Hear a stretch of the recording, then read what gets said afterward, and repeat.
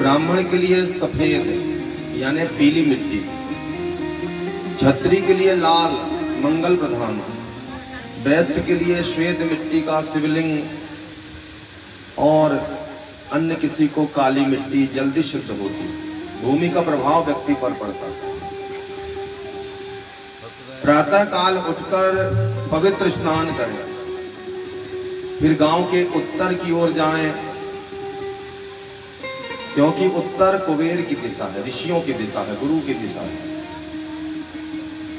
पवित्र वृक्ष पीपल, समी, उमर, बेल या फिर जो दीमक की बामी होती है, इनके पास में जाकर निमंत्रण दें, पीले चावल छोड़ें, फिर ताली बजाएं। वहां पर ऋषि मुनि देवता आदि हो सकता है कोई तप करते हो, इसलिए जागृत करना चाहिए। शिवाय, ओम नमः शिवाय। इसके बाद फिर ऊपर की मिट्टी 4 अंगुल अलग कर लें जो अशुद्ध होती है, और नीचे की मिट्टी लाएं। घर में आकर उत्तर और पूर्व का जो कोना है, ईशान कोण, यहाँ पवित्र स्थान में उस मिट्टी को लाकर रख लें। अब देखो, जब मिट्टी से शिवलिंग बनाना होगा तो ओम नमः शिवाय बोलकर ही उसमें जल छिड़ककर शुद्ध कर लें। मिट्टी ही गौरी है और गौरी ही सबको धारण किए हुए।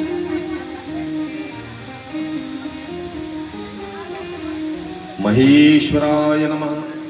अब शिवलिंग बनाते समय आपकी जो भावना रहती है वही प्रभाव शिवलिंग में आता है, इसलिए अच्छे भाव से प्रसन्न होकर महामृत्युंजय, बीमार हो तो महामृत्युंजय जप कर, पति पत्नी गृहस्थ जीवन में सुख के लिए गौरी शंकराय नमः,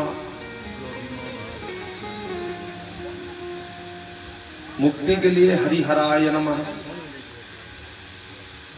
या फिर सीताराम बोल बोलकर अपने हाथों से शिवलिंग बनाए। देखो, हमारे हाथ की जो रेखाएं होती हैं, कुछ रेखाएं रोज बनती हैं, इसीलिए भगवान को अपने हाथों से स्नान कराने से या शिवलिंग करने से दरिद्रता को भगवान मिटा देते हैं, बुरी रेखा को सौभाग्य में बदल देते हैं।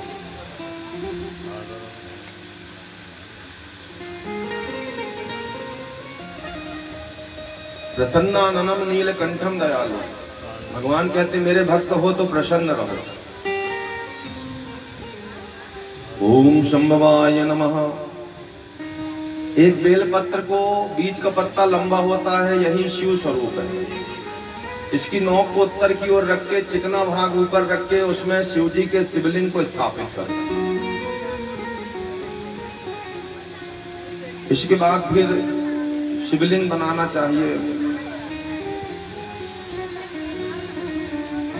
भगवान को स्नान कराओ, चंदन बंदन लगाओ, अनेक प्रकार से 16 विधि से पूजन करिए। दूध को पुत्र माना गया, इसलिए दूध से स्नान कराने से कुल बढ़ता है, संतान बाधा दूर होती है। देखो,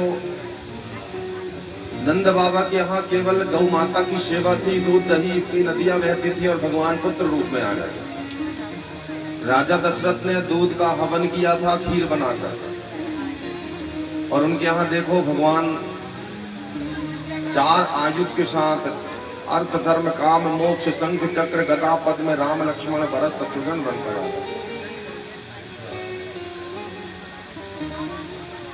घी से पितर लोग तृप्त होते हैं। आकाश तत्व, जितनी भी आत्माएं हैं, आज यानी बसा, शरीर में घृत तत्व की जरूरी होना चाहिए, बसा तत्व को पूर्ण करना। शहद से परिवार में एकता रहती है, कुटुंब बना रहता है। बहुत सारी मधुमक्खियां, लाखों करोड़ों मधुमक्खियां कितनी मेहनत करके इतने फूलों का रस संचय करके शहद बनाती है, तब मीठा प्राप्त होता है। इसलिए हमारा कुटुंब हमेशा एक रहे, वसुदेव कुटुंबकम। शक्कर यानी लक्ष्मी, शुक्र संबंधी, गृहस्थ जीवन संबंधी, जनन संबंधी, संतान संबंधी बाधाएं दूर होती हैं। पंचामृत, एक माता पिता कितनी संतान, गौ माता से दूध, गौ माता से दही, गौ माता से घी, गौ माता से गोबर, गौ माता से गोमूत्र, पर पांचों के स्वभाव में अंतर है। परंतु जब सभी चीजें एकजुट हो जाती हैं, स्वभाव विपरीत है, परंतु माता पिता के दरबार में बैर भाव बुलाकर, जैसे शिव जी के दरबार में शेर, कार्तिकेय जी क्रोधी हैं तो गणेश जी शांत है, संतोषी माँ को संतोष है, जैसा भगवान रखे उसी में प्रसन्न है। माँ बाप का गुण भी प्राप्त होता है, इसलिए माता पिता के अनुसार पुरुषार्थ, संतोष सब कुछ है। इसलिए एक गौ माता से दूध, दही, घी सभी पैदा होते हैं, परंतु सबके स्वभाव में अंतर है। कोई शीतल होता है, कोई उष्ण होता है, कोई तेज वृद्धि करता है। आप लोग अब नीचे से ही सब चढ़ा देंगे, जो भी चढ़ाना हो। ऊपर थोड़ी दिक्कत है आने में, बुजुर्ग लोगों को यहीं से आप लोग प्रणाम करेंगे। बढ़िया। तो पांचों चीजें जब मिल जाते हैं, घर के सब सदस्य मिल जाते हैं, दूध, दही, घी, तो देखो वो अमृत बन जाता है, पंचामृत। हमारे शरीर में भी 5 उंगलियां हैं, ये 5 उंगली ही भगवान को प्राप्त करा देती है। पकड़ लेना भैया, रुकना ही।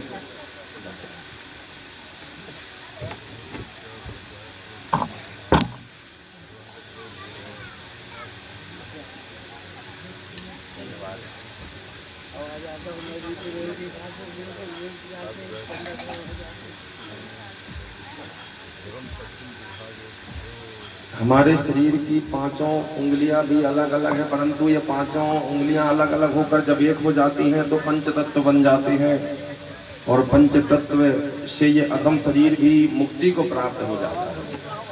अब देखो 5 उंगलियों का काम क्या है।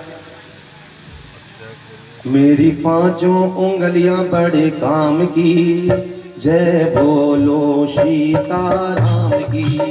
मेरे 5 उंगलियां बड़े काम की, जय बोलो सीताराम की।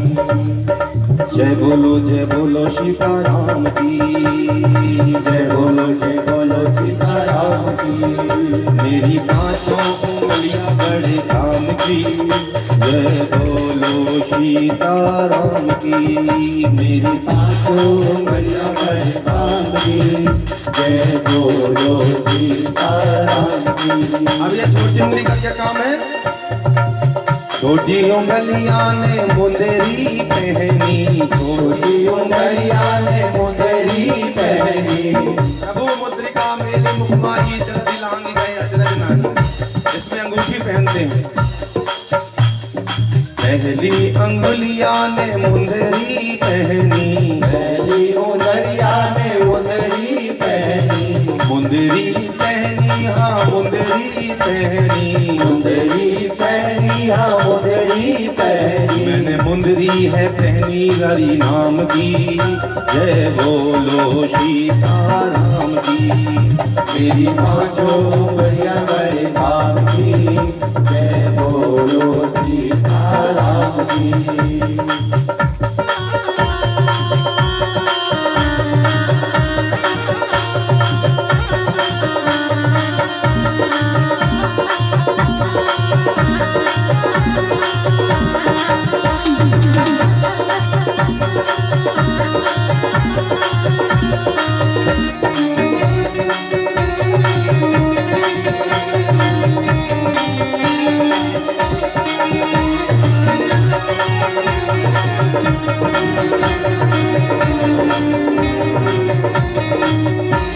अब ये दूसरी वाली जिसको रिंग फिंगर कहते हैं, अनामिका उंगली, देखो ये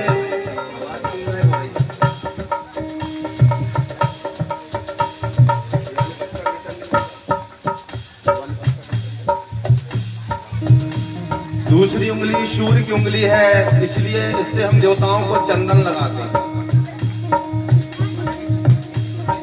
दूसरी उंगलियां ने रोरी लगाई, दूसरी उंगलियां ने रोरी लगाई। दूसरी अंगुलियां ने रोरी लगाई।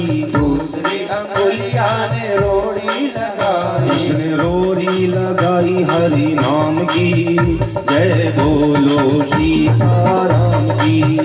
इसने रोरी लगाई हरि नाम की, जय बोलो सीताराम की।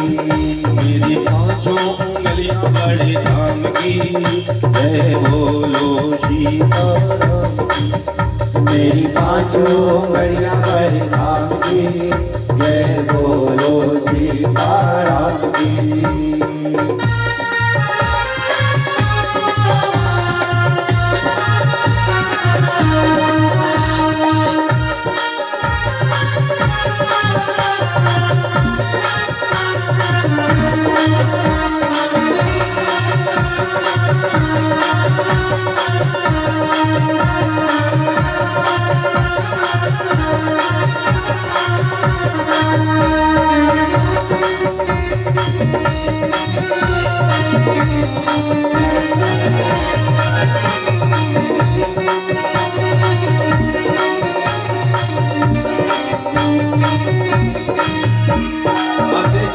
बीच की उंगली है, ये शनि की उंगली कहलाती है।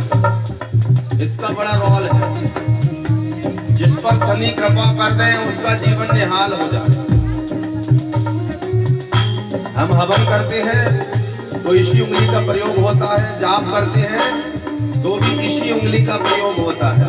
इसलिए तीसरी उंगलियां ने माला फेरी, तीसरी उंगलियां ने माला फेरी, तीसरी उंगलियां ने माला फेरी, तीसरी उंगलियां ने माला फेरी। इसमें माला है फेरी हरि नाम की, जय बोलो सीताराम की। मेरी पांचों उंगलियां बड़े धाम की, जय बोलो सीताराम की।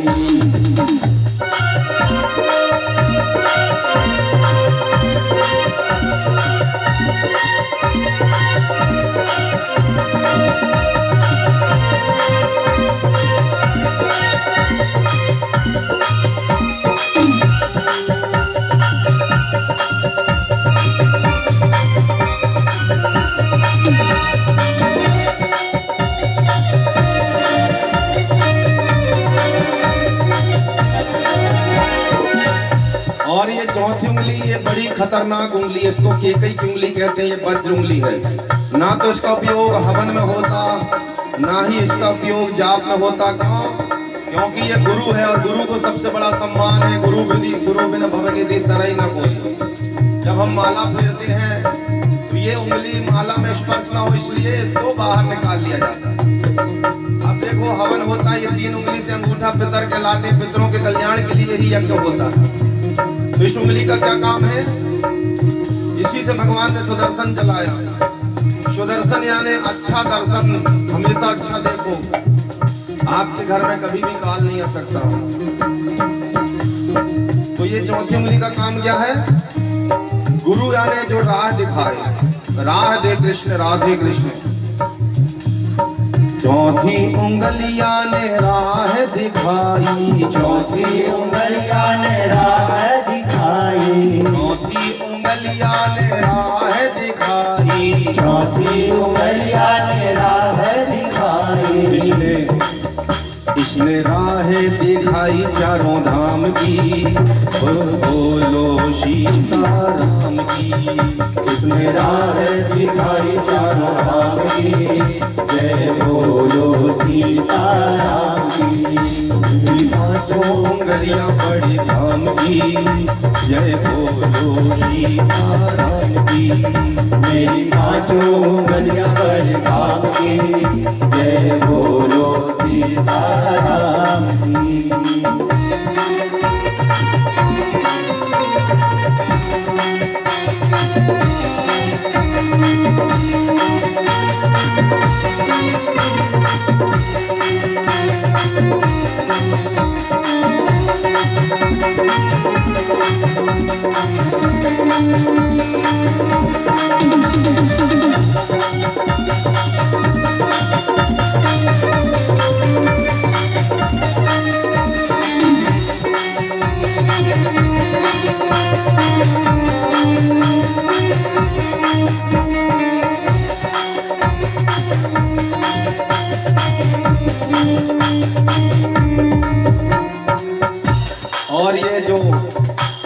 पांचवा अंगूठा जो है इसे पितर कहते हैं।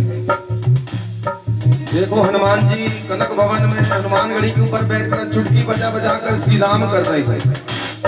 श्री राम जय राम जय जय राम, श्री राम जय राम जय जय राम, श्री राम जय राम जय जय राम, श्री राम जय राम जय जय राम। पांचवे अंगूठे ने चुटकी बजाई, पांचवे अंगूठे ने चुटकी बजाई, पांचवे अंगूठे ने चुटकी बजाई, पांचवे अंगूठे ने चुटकी बजाई, इसने चुटकी बजाई राम नाम की, जय बोलो सीता राम की।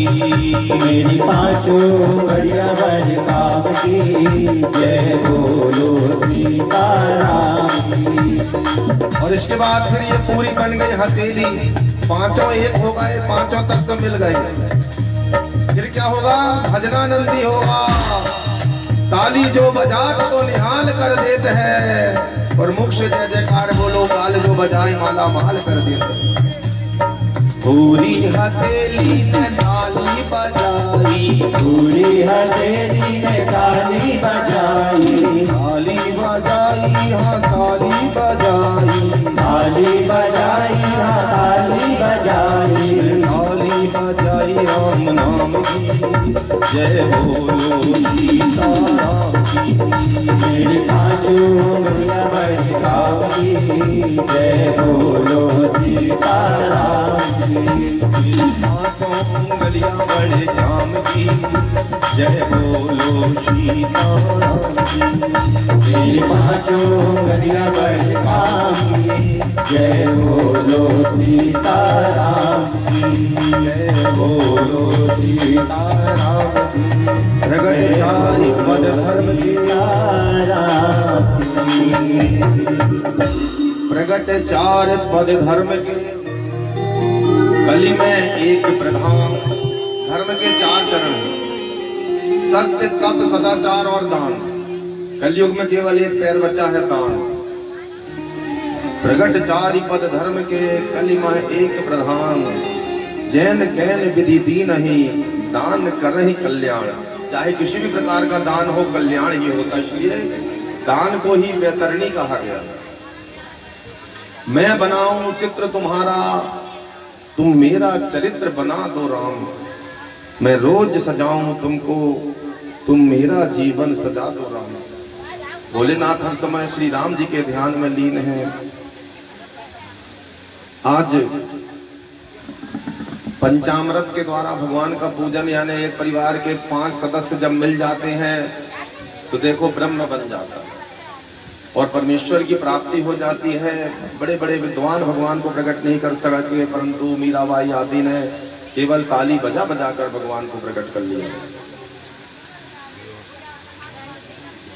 भगवान का ध्यान करना, मंदिर में जाओ तो भगवान का ध्यान करो, नाम जपो। मंदिर में नाम जप का बड़ा महत्व है।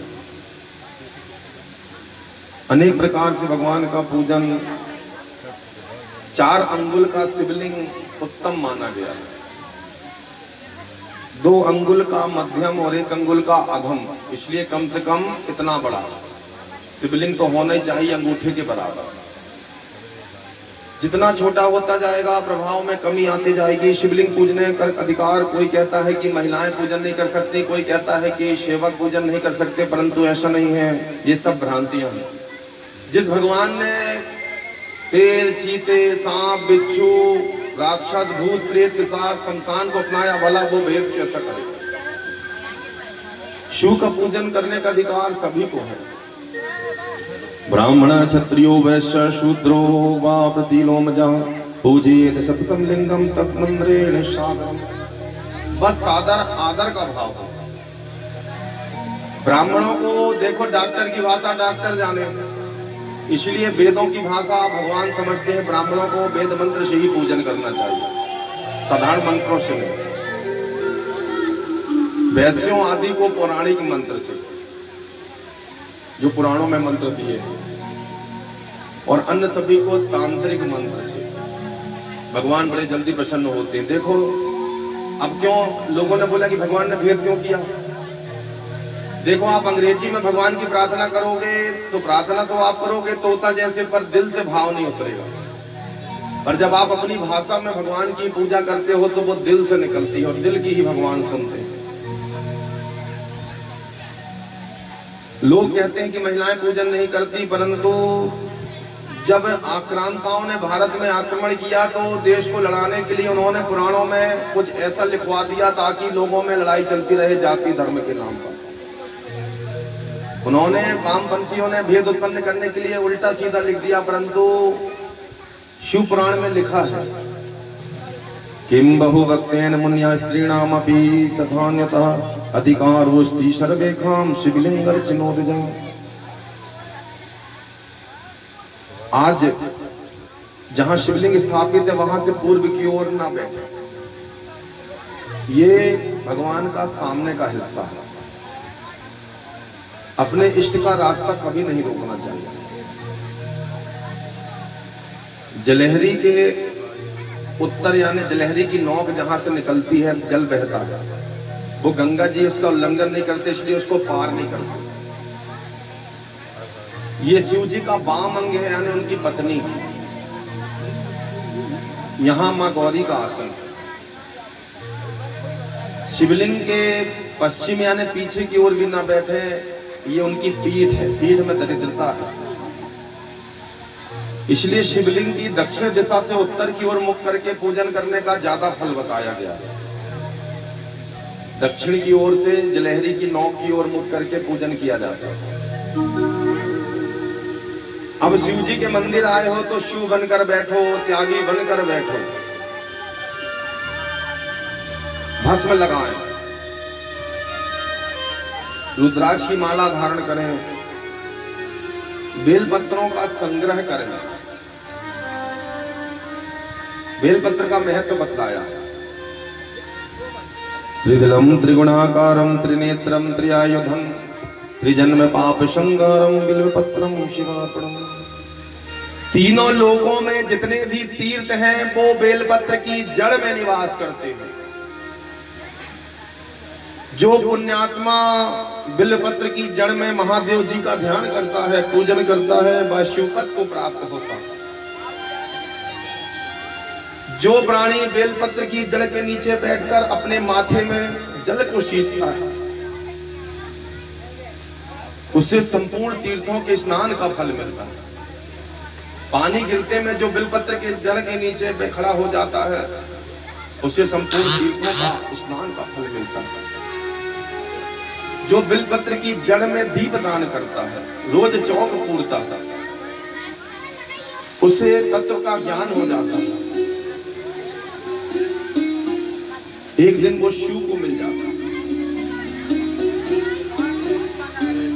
अगर बच्चा पढ़ाई में कमजोर है, बुद्धिहीन है, हठी है, तो रोज बेलपत्र की जड़ के नीचे दीपदान जरूर कराए। जो कार्तिक महीने में बेलपत्र के नीचे ब्राह्मण आदि को भोजन कराए, पुस्तक दान करे, उसे करोड़ों यज्ञ का फल मिलता है। यही आंवला के संदर्भ में भी लिखा है, अक्षय नवमी के दिन। अब देखो, गाय का जन्म बताया है, दान। हम बछिया का दान कर देते हैं, इसका दोष है। गाय कैसी दान करना चाहिए? यज्ञ दूध दही घी से होता है, जिससे ब्राह्मणों की सेवा हो और ब्राह्मण उसी दूध से यज्ञ करे। तो अगर हो सके तो बछड़ा सहित ही दान करना चाहिए, दूध देती गाय।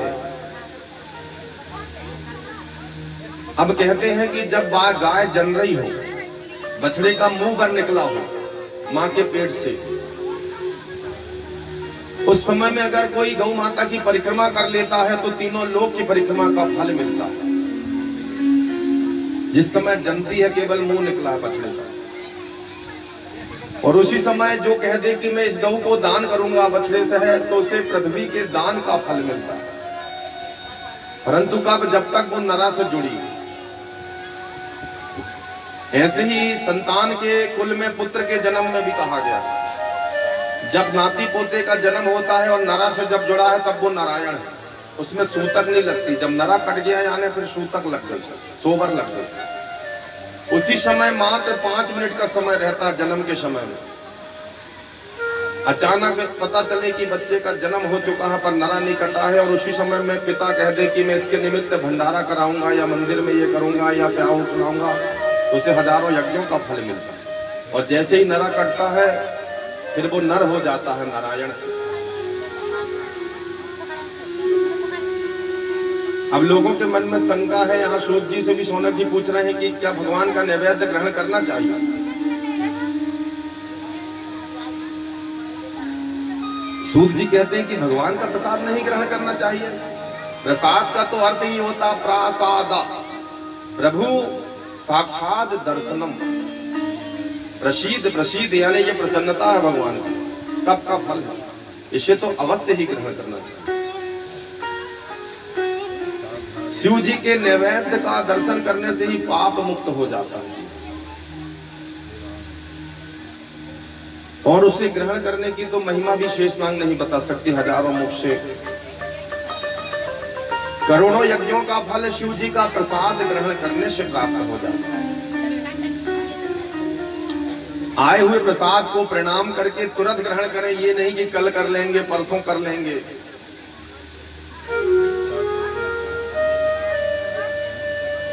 जो कहता है कि बात को खा लेंगे उसे दोष लगता है, क्योंकि ये स्वयं ही गंगा है, इसमें फिर नहाने की क्या जरूरत है। और अगर नहाकर आप पवित्र होते हो तो फिर नर्मदा जी किनारे डुबकी लगा के सत्यनारायण भगवान की जब कथा कराते हो वहीं घाट में, तो फिर क्यों पंडित जी कहते हैं कि आचमन करो, केशवा नमः, माधवा नमः, गोविंदा नमः। आप तो नर्मदा जी स्नान करा के कथा करा रहे हो, क्योंकि लाख गंगा स्नान कर लो, लाख नर्मदा स्नान कर लो, भगवान जीव पवित्र होता है भगवान नाम स्मरण से। जब आप केशवाय नमः, माधवाय नमः, गोविंदाय नमः कहते हो तो इससे जीव पवित्र हो जाता है।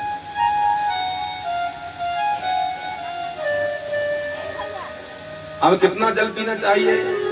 आचमन करने को पंडित जी कहते हैं तो लोग इतना से लेके 6 बार लेते हैं, इसलिए उनके खेत में भी पानी नहीं निकल रहा, घर में भी नहीं निकल रहा, क्योंकि जल ही नारायण है। भगवान ने निःशुल्क आपको जल दिया, फिर भी आप आचमन करने में शर्माते हो, जरा जरा सा छिटक लेते हो। ब्राह्मण के गले में सरस्वती जी इतना जल पीना चाहिए कि कंठ तक जाए, गला शुद्ध हो। हमने तो केवल नैन कर लिया। छत्री के भुजाओं में हृदय तक में छत्र, इसलिए इतना पानी पीना चाहिए जल की हृदय तक जाए। वैश्य के उदर में लक्ष्मी का वास, इसलिए लक्ष्मी तक जाना चाहिए, क्षीर सागर पेट में नारायण से मिलना चाहिए, इतना पानी पीना चाहिए। पानी पीने में संकोच क्या, पर आचमन करते समय केवल हल्का सा छिड़क लेते हैं, इससे दोष लगता है। अब लोग कहते हैं कि जो जल छिड़कते हैं प्रोक्षण का मंत्र है अपवित्रम पवित्रो वा, लाख गंगा नहा लो, तीर्थ चले जाओ, पवित्र नहीं हो सकते, परंतु पवित्रो अपवित्रो पवित्रो वा, जो अपवित्र को भी पवित्र कर दे। सर्वावस्थांगतो वा, चाहे नहाए हो चाहे ना नहाए हो, जिस अवस्था में भी हो, शमशान में ही क्यों न हो। यह स्मरेत पुंडरीकाक्षु, जिनका स्मरण करने से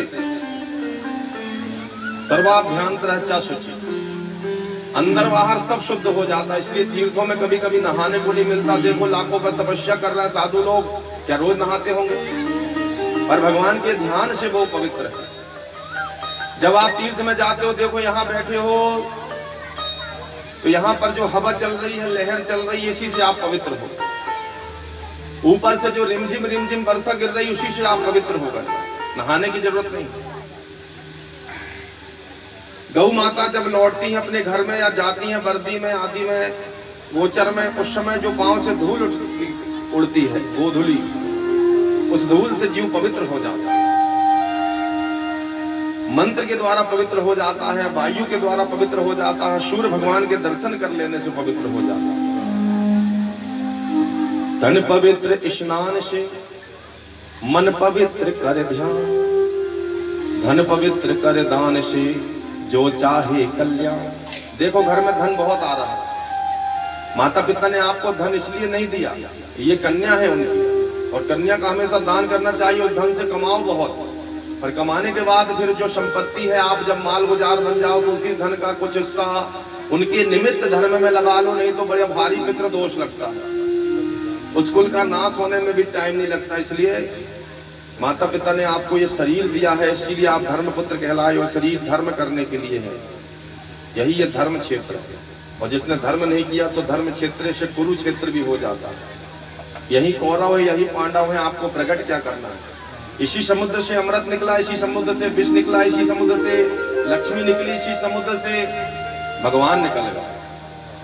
अब आपको निकालना क्या है, आपके भाव आपको प्रकट करें।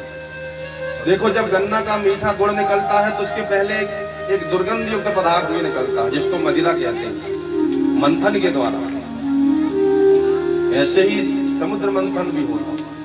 ककड़ी से जब फल को आप शुद्ध खाना चाहोगे तो पहले विष भी निकलता है।